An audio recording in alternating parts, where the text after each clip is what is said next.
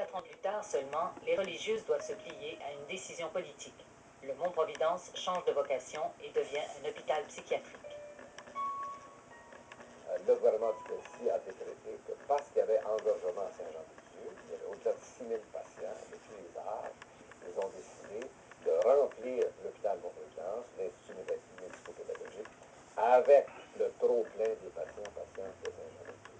Et c'est là que la vocation a été changée. Ça, c'était une erreur monumentale de la part à la fois des fonctionnaires et du gouvernement de stopper, d'arrêter une nouvelle institution qui allait dans la bonne direction. À partir de ce moment, les enfants sont étiquetés débiles mentaux et leur vie change de façon radicale.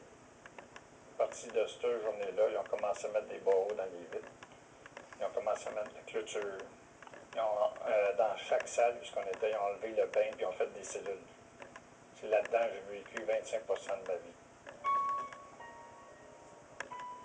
On a été obligé d'accepter tous les genres d'enfants, des enfants handicapés, des enfants qui n'étaient vraiment pas efficaces, mais des enfants dont on parle, des enfants de difficulté, qui étaient restés sur place. On a essayé de les laisser dans leur département sans les mélanger. On a des Sœur Lise Plot a enseigné à des jeunes orphelins du Mont-Providence dans les années 50. Elle a été témoin de la transformation de l'institution. Est-ce que la communauté religieuse n'aurait pas dû s'opposer à ce changement de vocation? La communauté s'est sûrement beaucoup débattue pour conserver l'œuvre, mais le gouvernement était radical. Si on ne faisait pas ça, on ne finançait pas l'hôpital, on ne finançait pas l'institution.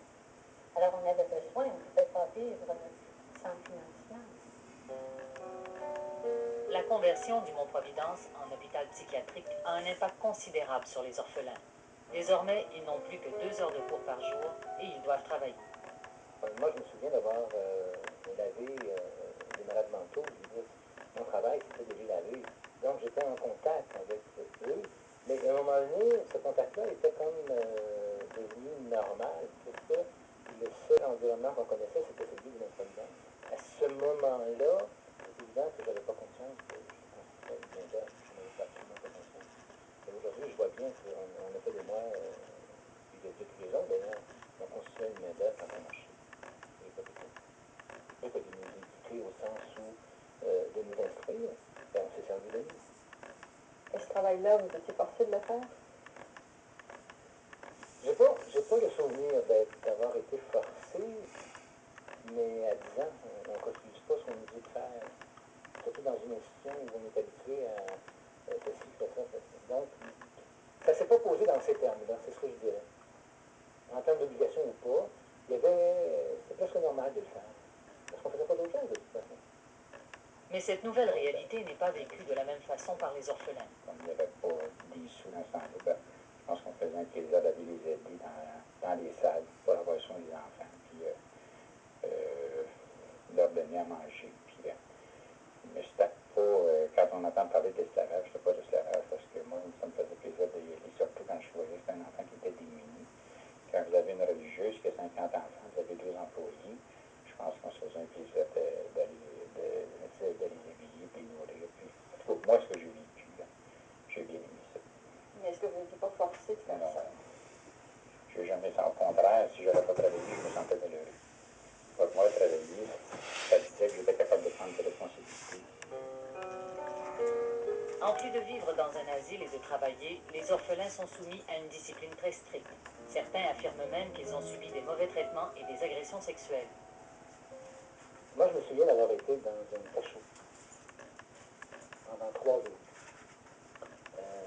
Nourri à l'eau ou au pain. Je me rends compte qu'on ne mangeait pas beaucoup. Je ne me souviens pas ce que j'avais fait pour obtenir cette... Sûrement j'avais désobéi, parce que on était beaucoup désobéissants. Et on m'isolait donc dans un cachot. On m'attachait avec des camisoles. Je me souviens très bien. Les moniteurs qui vivaient quasiment 24 heures sur 24, ils restaient ici. Fait que les moniteurs, eux autres, ils avaient besoin des besoins sexuels, ils s'en prenaient aux enfants. Ils l'ont pris même à moi, qui était dans une salle. Puis toutes les fois que je faisais quelque chose de pas correct, ils me mettaient dans la cellule, puis là, ils me baissaient mes culottes, puis là, ils m'abusaient sexuellement.